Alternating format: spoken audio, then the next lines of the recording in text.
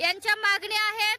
मुख्यमंत्री आणि आरोग्यमंत्री साहेबांनी जी घोषणा केलेली आहे त्याची अंमलबजावणी करावी म्हणून या महिला हजारोच्या संख्येने महाराष्ट्रातून या ठिकाणी आलेल्या आहेत.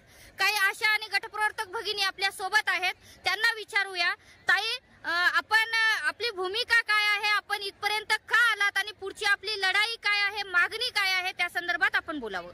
आम्ही सर्व महाराष्ट्रातून अशा आलेलो आहोत. 8 तारखेला मुंबईमध्ये पोहोचलोय आणि ठाण्यामध्ये आंदोलन केले. परंतु शासनाकडून आम्हाला एकच मागणी आहे आमची सर्वांची की आमचा GR निघावा. जोपर्यंत GR निघणार नाही तोपर्यंत आमच्या एकही आशा इकडे तिकडे जाणार नाही. आम्ही बिलकुल मुंबई सोडणार नाही. तर आपण बघू शकता की आम्ही बिलकुल मुंबई सोडणार नाही. ह्या महाराष्ट्राच्या महिलांच्या प्रतिक्रिया आहेत की आमचा GR निघाला पाहिजे.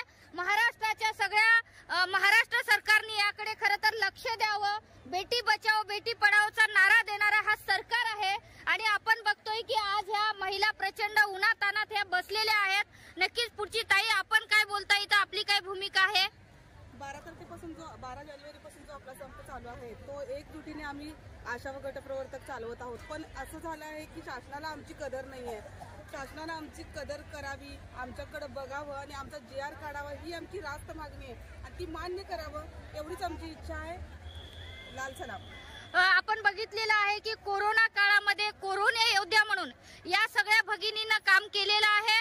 परंतु ह्या आता बोलतायत की आमची रास्त मागणी आहे, आमच्या मागण्या पूर्ण कराव्यात एवढीच ते विनंती करतायत. आपण अजून पुढे जाऊया.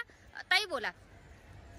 या ठिकाणी महाराष्ट्रातील सर्व आशा व गटप्रवर्तक आंदोलनामध्ये आलेले आहेत आणि जवळजवळ आज आशा व गटप्रवर्तक यांचा संपाचा आज 31वा दिवस आहे आणि गेली 9 फेब्रुवारीपासून ठाण्यामध्ये 2 दिवस आंदोलन चालू झालेलं आहे.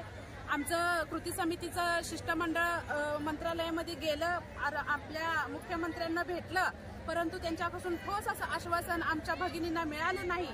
आणि जर हे ठोस आश्वासन आम्हाला येणाऱ्या काळामध्ये नाही भेटलं तर आम्हाला वाटतं ह्या तुटपुंच्या मानधनावरती काम करणाऱ्या महिलांना ह्या न्याय मिळावा आणि जर न्याय मिळाला नाही तर येणाऱ्या काळामध्ये आम्ही हे आंदोलन अगदी तीव्र प्रकारचं करू असं आम्ही या सरकारला इशारा देत आहोत.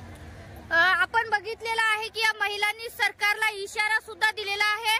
आता लोकसभा आणि विधानसभाच्या निवडणुका हे डोळ्यासमोर आहेत आणि या भगिनी म्हणतायत की जोपर्यंत शासकीय GR आमच्या हातात पडणार नाही तोपर्यंत आम्ही इथून हलणार नाही आणि सरकारने शासकीय GR हा लवकर